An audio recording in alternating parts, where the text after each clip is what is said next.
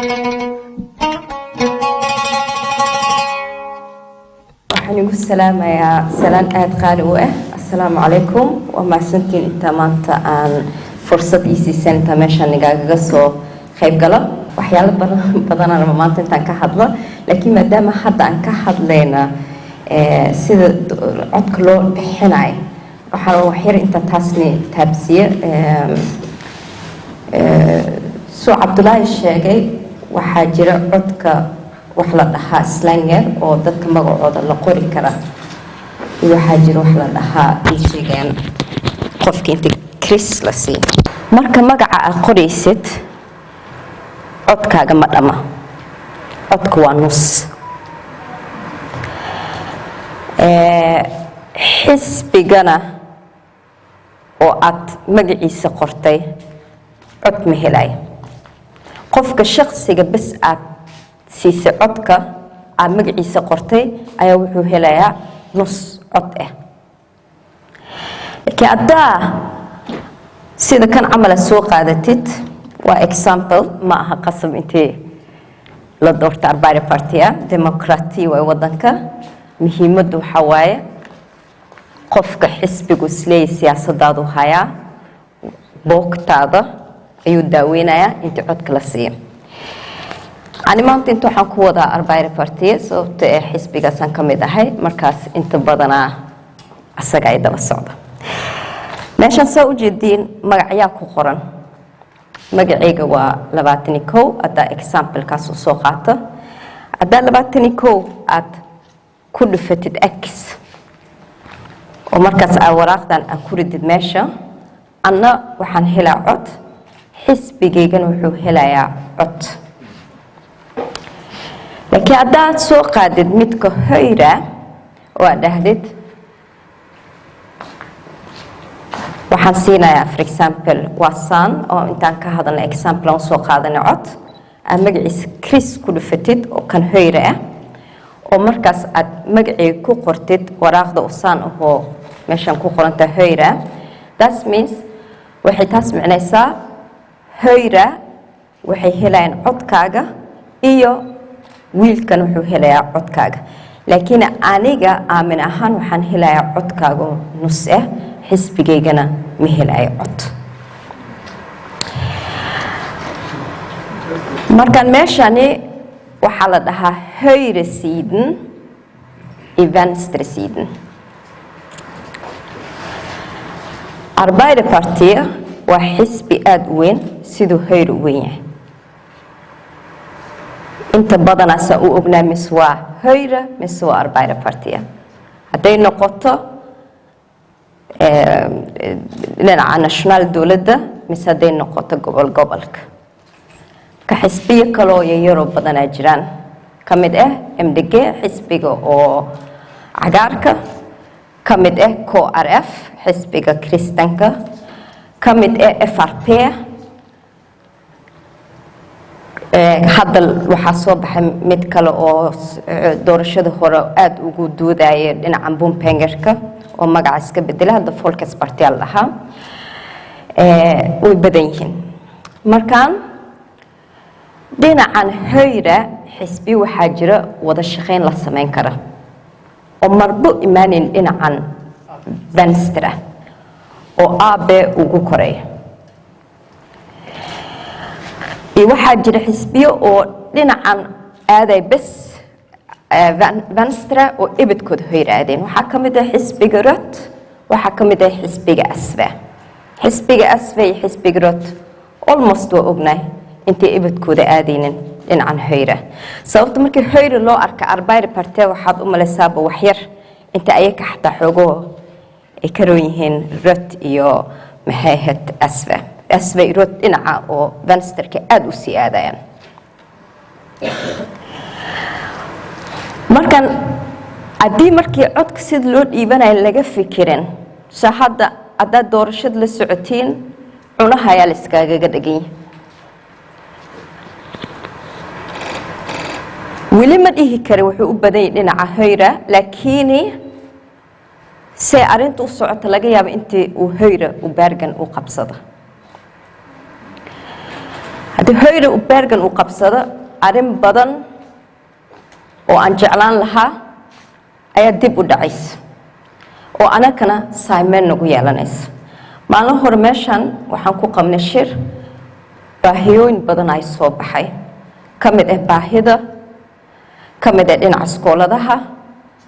kamid ah dhinaca guryaha kamid ah dhinaca shaqada hoyra maxay damacsiin markay noqoto dhinaca shaqada hoyra ay ku xirmaan dadka private-ga qofka business sameysana intay kor u qaadaan taas waxa laga yaabaa inta abuurto shaqooyin badan oo boqolkiiba boqol lagu siinaynin oo percentageis yari intaad ka shaqaysid xaqaaga hoos u dhacaya dhaqaalahaaga hoos u dhaca laga yaabaa inta u shaqaysatid vikar waqti muddo aad u dheer hadda kamuunaha u shaqaysid waa ognahay inta badana vikarka intaas oo san kama shaqayn kartid inta waqtiga socdaba xaqaagu sii badanaya marka dambe qasab waxay ku noqonaysaa intay shaqo ku raadiyaan Soomaali oo Soomaali joogta ama Soomaali Norway joogta Soomaali America joogta miya Soomaali horta intay wadankay taagantay ay joogta baahideedana muxuu yahay Arbari Party-gu waxay magaaladan ay qabsadeen 2015 waxaan dareemayaa isbedel weyn intuu dhacay ilaa waqtiga ay ka qabsadeen sad waqtihiin samarkan kulay dad badan ayaa dareemay markay iskoolka ku soo noqdeen fasaxa ka soo noqdeen iskoolka bilaaween special dhinaca oo dadka oo familiadaha oo ilmaha qaba laga yaabo intay dareemeen dhinaca asafuuga intii uu lacagta ay yaraatay mise uu free u noqday ay saacado badan isticmaaleen saa ognahay Arbari Party waxa way dadka oo shaqaalaha aad ugu heelay waxay aad u rabaan dadka intii laga joojiyay shaqooyinkan gagaaban iyo vikarkan badan oo isdaba yaacay waxa la rabaa inta dadka la siiyo fast oo healthy yani inta boqolkiiba boqol aad shaqaysatid oo fast lagu siiyo wala ogi qofka markuu fast qaba xaqaagu badan ada aad fast qabtid aad jiro dhibaato imaato walwalku kugu yiri ada vikarta saacadaas lagu soo wacay ayaa ku xiranta sidoo kale markii dhinaca caafimaadka loo arka xataa hadii hoyra aragtay hoyra mar walba dhinaca privatka ayay kor u qaadeen marka privatka kor loo qaado dib ma lahan laakiin ma joogta meel jeebkaagana ma ku sheegaya inta privatka aad gadan kartid markay noqoto inta dhakhtar aadid markay noqoto iskool inta aadid sababta aad lacag qabtid waxa ugu fiican aad gadanaysaa markaas dib ma lahan laakiin markuu jeebkaaga uu tabar yar yahay tabardaridan waxyaalo badan ay ku imaato ogninta anaka dad qaxooti ahaana ku imaanay moqt markaan ii sheeg waxa laga yaabaa ana hadda dagaala intay xogo ilmahayga ay ka faa'iidaan laakiin ay ka xataa wili baahida way taabanaysaa marka waaba si qiyaasi kartaaba qofka duuba wiliba uu xataa uu shaqo wili helin magaranaysaa luqad wili uu baranin qofku si dambeynaya markaan jeebkaaga markaad aad ka hadli karin waxa fiican codkaaga intaad siisid dad oo ku dhisi kara dhinaca dawladda inta laga dhismo oo wax walba ay ku noqdaan adigoo oo privat gadanaysta camal dhinaca caafimaadka duu noqdo dhinaca iskooladaha haday noqdaan markaan waxaan rajeynayaa inta ka gudbin sida codka loo bixinayo inta kulligiin ifahamtiin suu u kala dugay marka aad magac qortid iyo marka qofka x u saartid x ada u saartid qofka codkaaga buuxa ayaa siisay xisbigiisana waa siisay marka ana xataa sadaqada waan baxsanayaa sanadkan intaan ku qoraa laakiin aan waxaan ku qorayaa kan Arbari Party kuma qoray xisbi kala magaciisa kan Arbari Party magacyal badan ku qoraya oo kamid ah wiilka walaalkayga uu istaagan doorashada for example wax fiican way intii oo qof kale Soomaali uu siyaasadda uu xiiseenayo oo rabintu kamid ahaada wax aad u qorxan way wax lagu farxo way xisbi kala duwan inta la aado wax aad u fiican way laakiin waa inta ogaataa maxaa aniga hadda dareenkaygu yahay maxaa hadda baahiday haysaanay hadda maxayd markaan magacyadaas intay ku imaanayaan sababta waxaan rabaa Arbari Party intuu Bergen ku soo noqdo hoosha may noo dhamaanin waxaan rabnaa intaan fulina baahida inta yaraato waxaan rabnaa inta fulin inta asafuug dhan ka dhigna gratis ee caruurteena yani qofka duu familku ilmo badan uu qabiyo stress uu ku dhicin oo dhahin bal ilmihii waa inta ciyo aan ka soo wadaa mise ay qaarkood asafuug ay kamid noqdaan maha sababtu waa lacag waa intact adaa laba ilmood qabtay 5,000 almost bixinaysa oo asafuug ah marka waa fahmi karaa inta dadka qaarkiis ay dib ku tahay oo ilmo badan ay markaas ay ka soo qayb galeen asafuuga saan u fahmay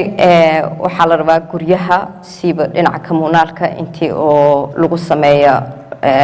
upbuilding wax la dhahay oo la hagaajiyo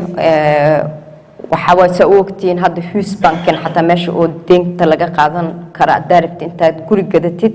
aada loo fududay inta hadda Arbeider Party ay fadhiday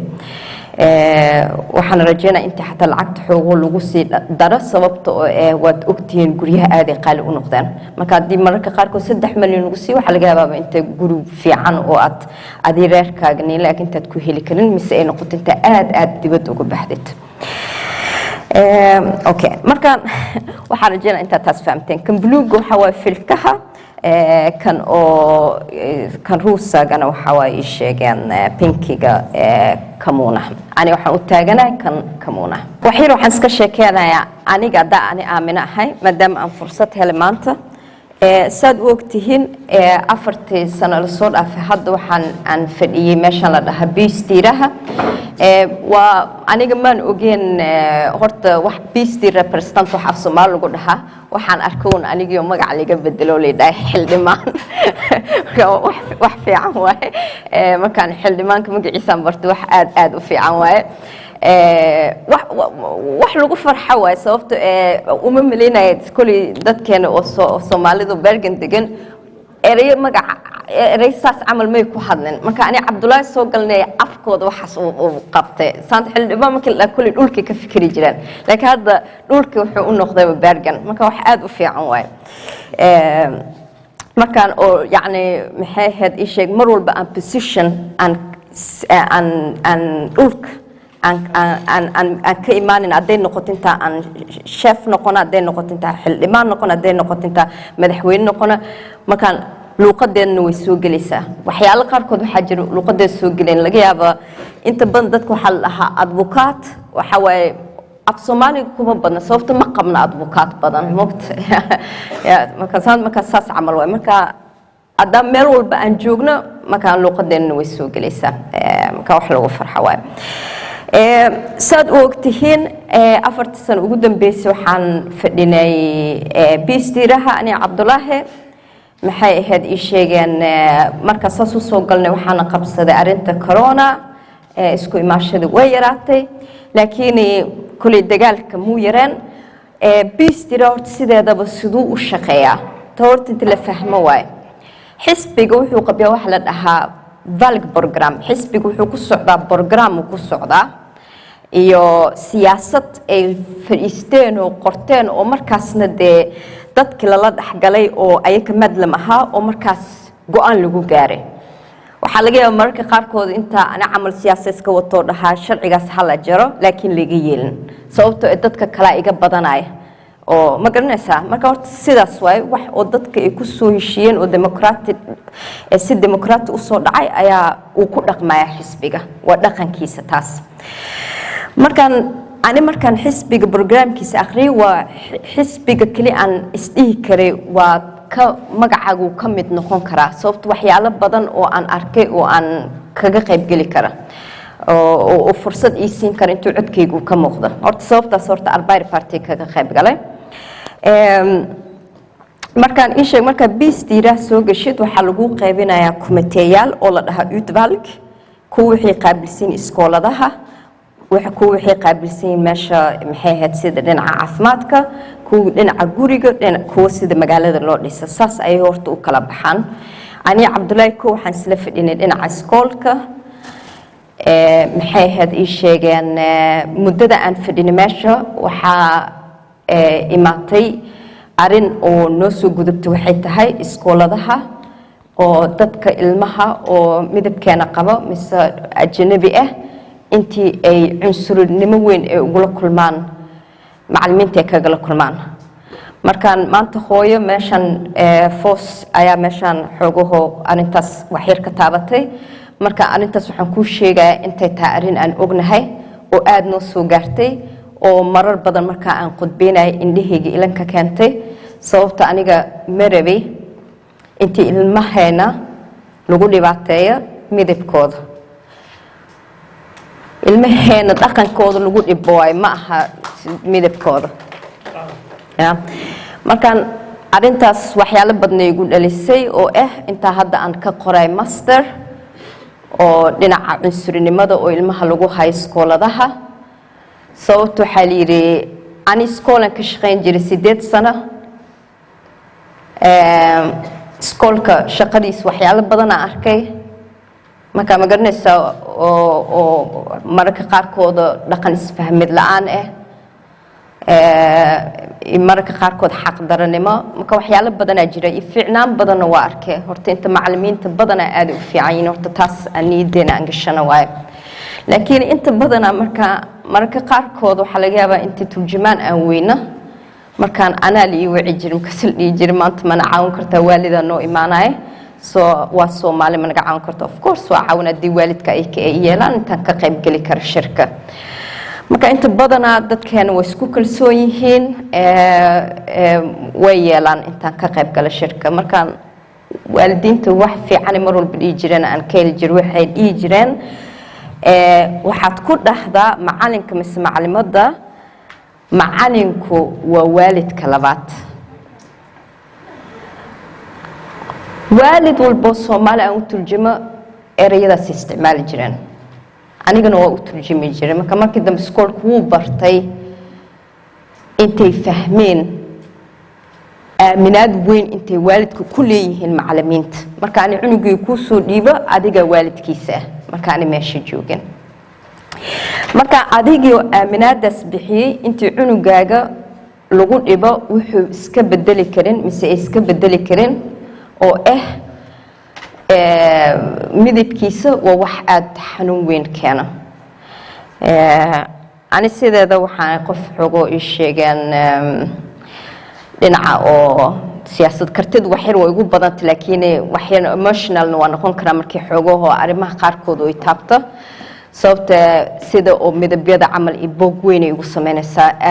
aad niyadeed u taabanaysaa laakiin qof iska oynayso sariirta jiifaysa miihi siyaasadda dhinaca loo maran u maraya sida oo lagaga tagi karo aan kaga hortagayaa sababtoo waxa ugu weyn siyaasadeedu ugu weyn waxay tahay Norway dadka xuduntooda ku duugan tahay sida caruurteeda camal iyo kuwaaga iyo kuwa aanay camal oo imaadeen intay dareemaan meesha inta ay ka xaday leeyihiin taas waa number 1 tan kale waxay tahay waxa igugu weyn aad igugu weyn magaca Soomaalida ana da Soomaali ah waxaan jecel Soomaalinta horumar gaarto horumar maxay macnaysaa markii adduunka loo arko adduunka marka horumar loo arko adduunku ma fikiray qabiil sababtoo anaan in sheegay qabiilkan uu kala dugnaan karaa diintan way kala dugnaan kartaa marka dadka taas kuma qiyaasi kartid marka dadka maxaa ku qiyaasaysaa waay ma shaqaystaan wax ma barteen orodka ma kamid yihiin hadda waqti gabar aan oroday insha Allah sanadka dambe wax fiican sameynaysaa ma ordi kartaa حتى أنيجا وحنلاقي حتى دي لهدينا أو مسكحة ترتن مسكحة حجين مكوجنا لنا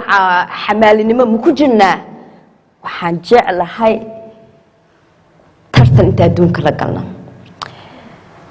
قبيلك وحشية الشخص جانا أنا كصومالي أنا وحل قبيل صومالي أنا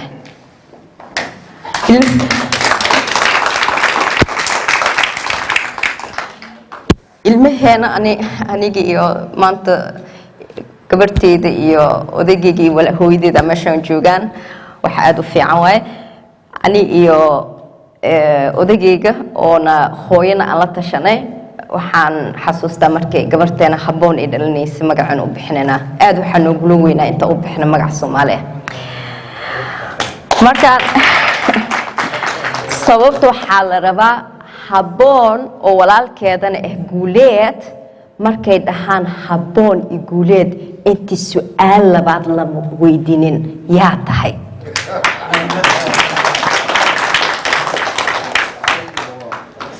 markaas way sheegeen waxay tahay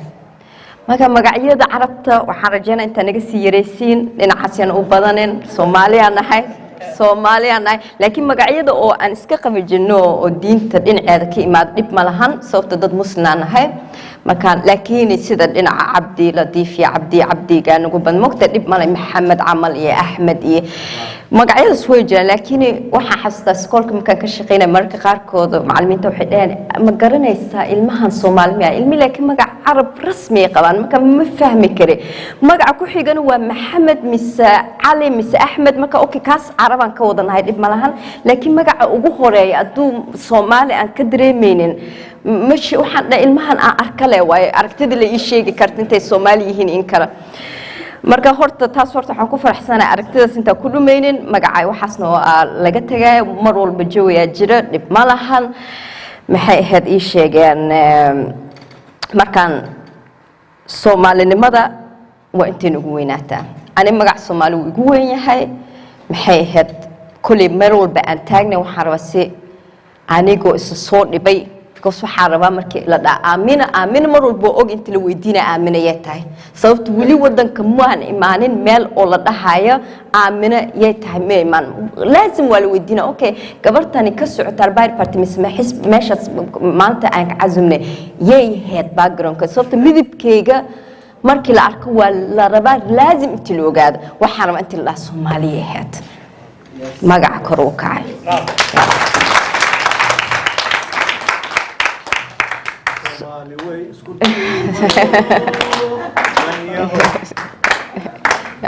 Somali way kuduwato taniyahu wadaag baalo dareerayay wadawanayo wadankaagii doqoyo wadankaagii dhaqaalyo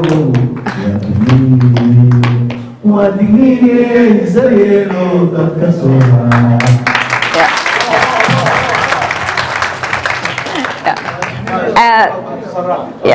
aad uma santahay aad uma santa warkaas waa dhameynay maxay ahayd ii sheegeen aniga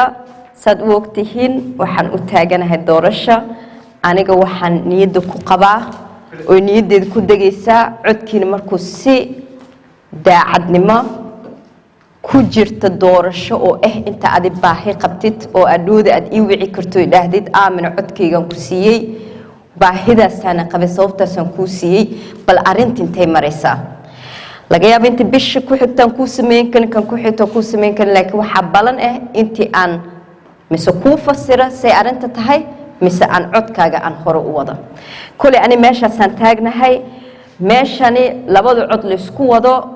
ma aha arin soconaysa adarabteen xisbiga Arbay Party intu soo noqdo oo hoolaha oo uu dhameysan uu si dhameysto oo aad rabtiin xisbiyadan aad soo aragteen shalay oo nin dhahaya maxay ahayd ii sheegeen ana waxa rabaa inta isbedeshada isma bedeli kara aad ka ilaalisin xukunka wad ogtiin waxa sameynaysiin markaan waa maadsantiin aad su'aal qabtiin wad weydiin kartiin khayran in rajeynaya waxaan rajeynaa meel kale inta isku aragna maadaama ay tahay qofka uu kiil oo doodayo xisbiga shaqaalaha ay u tartanto naqada shaqaalaha ana maanta waxaan u qabaa هذا سؤال معنا وسوماليا أنكو شيء شغلوا أنكو شيء شغلوا شرتيك شرحيسي وكواشيد عمودو كشويو كسوسار بعيني أنكو شيء شغلوا شرتيك شرحيسي وعنكو دعينا هنا الغسل قفو صوري ومنادر العرب وذي أفضل بكينا حزب الشغالة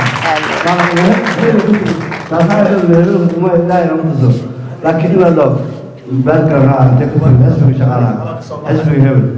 تاسمه فرحسن هاي وحنا بسيطة فرحسن هاي أنا هذا ما أنت سوق قاعد ورسم عروسي حلوة المعلمات سنتر سكولا وعن كان قبل جري المها مركي أو قلبتين سعش أربعة خمسة لكسي أربعة هذا أنا مرخاتي جاي والدي ما له حكنا الأجر المها تيجي أباهين لكس الله قدوه حتى شغليه هو يا صوت هذا زمان دبات مرة لكن عندي حوارك إن أو لغة حكنا أو برتو سومالي أو يقالون أنا كيف هذا المها هو الله بين نشيك ماي بان هذا كل جناي هذا صار حقا لو صار حقا واي مركي أو المها هالسومالي هالسيقالة أو لغفرة يستولك كعنت تاجين هذا شمالي توصل لا ينسعش دور لا دور جه دور واي عنك محقوق أسعد ما أنت على كواي استساس ما أنت وجه الله ولا نسيت سكوت ما تجي intaan dhigan hal wax kalen ii sheega sabtiga soo socdo meel oo la dhaakibina hal suusa laga yaabo dad badan intay maqleen oo ku taal Sambruska Brigham ku dhamaada waxa laga hadlayaa dad imaanay oo politic neutral yaani ay xisbi ka tirsaneen oo sharxaya xisbiyada waxay u kala taagan yihiin aad maxay ahayd arrinta aad sii gashin waxay xisbiyada u kala taagan yihiin oo idinka goonaad u akhrisan waad imaan kartiin meeshaas ana xataa waan ka qayb galaasan u soo aan u dhageysta assalaamu calaykum aamin su'aashan hadda waxa aan wataa waa waano qof maanta noo sharaxanaa tan rabno inaan codkaaga ku siiyo iyo intii aan mas-uul ka ahay erayadaana waxaa ku jiray qabiilaa gadaal loo sii aadaya qabiil anugu waxaan u haystaa guri cariisha guriga cariishka ahi kuma deeqo annagana nama deeqo adoo barxad weyn heli kara ummadda magaca Soomaali ugu adeeg oo ha soo dhaweysan midkaana erhindoy ah midkaasuna waa reer hebel marnan hayeen waxaa ku deeqa weel weyn inaad tiraahdo war ummadaasaad maanta u soo bandhigatayna codkaaga ku siino codkeenu waa naga diyaar laakiin weligaa ka fogow qabiil waa qurun